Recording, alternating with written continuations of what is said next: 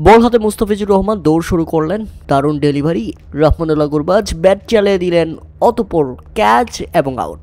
প্রথম বলেই মুস্তাফিজুর রহমান তুলে নিলেন রহমানুল্লাহ গুরবাজের উইকেট। প্রথম বলেই মুস্তাফিজুরের উইকেট। হ্যাঁ দর্শক, আইএল টি-20 লিগে প্রথমবারের মতো খেলতে গিয়ে প্রথম বলেই উইকেট তুলে নিলেন দুবাই ক্যাপিটালসের হয়ে মুস্তাফিজুর রহমান। নিজের প্রথম ওভার করার জন্য বল হাতে পেয়েছিলেন ইনিংসের দ্বিতীয় ওভারেই। গলফ জায়ান্টের বিপক্ষে মুস্তাফিজুর রহমান এদিন মাঠে নেমেছেন দুবাই ক্যাপিটালসের প্রথম ম্যাচে। আর প্রথম ম্যাচ, নতুন মাঠ, নতুন টুর্নামেন্ট।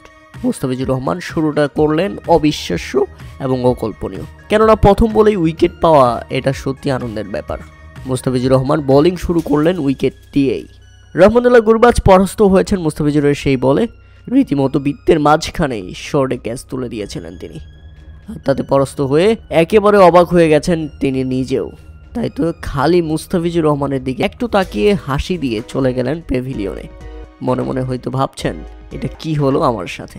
মুস্তাফিজুর রহমান কাটা হয়ে দাঁড়ালেন রহমানুল্লাহ গুরবাজের জন্য। প্রথম ওভার করতে এসে মুস্তাফিজুর রহমান খরচ করেন 11 রান, তুলে নিয়েছেন একটি উইকেট। তবে প্রথম ওভারে বোলিং করতে এসে অধিনায়ক দাসুন সানাকা রাস্তার প্রতিদান দিয়েছেন তিনি। অধিনায়ক দাসুন সানাকা মুস্তাফিজুর রহমানকে নিয়ে এসেছিলেন, কেননা প্রথম ওভারেই ভালো শুরু করেছিল গলফ জায়ান্ট। দ্বিতীয় ওভারে মুস্তাফিজুর রহমানকে ইউজ করলে তিনি এনে দিয়েছেন প্রথম বলেই একটি উইকেট। আর এই উইকেটের মাধ্যমে মুস্তাফিজুর রহমান জানান দিয়ে রাখলেন এবারের আইপিএলের মিনি নিলামে তিনি আবারও দিল্লি ক্যাপিটালসের সঙ্গী হতে যাচ্ছেন।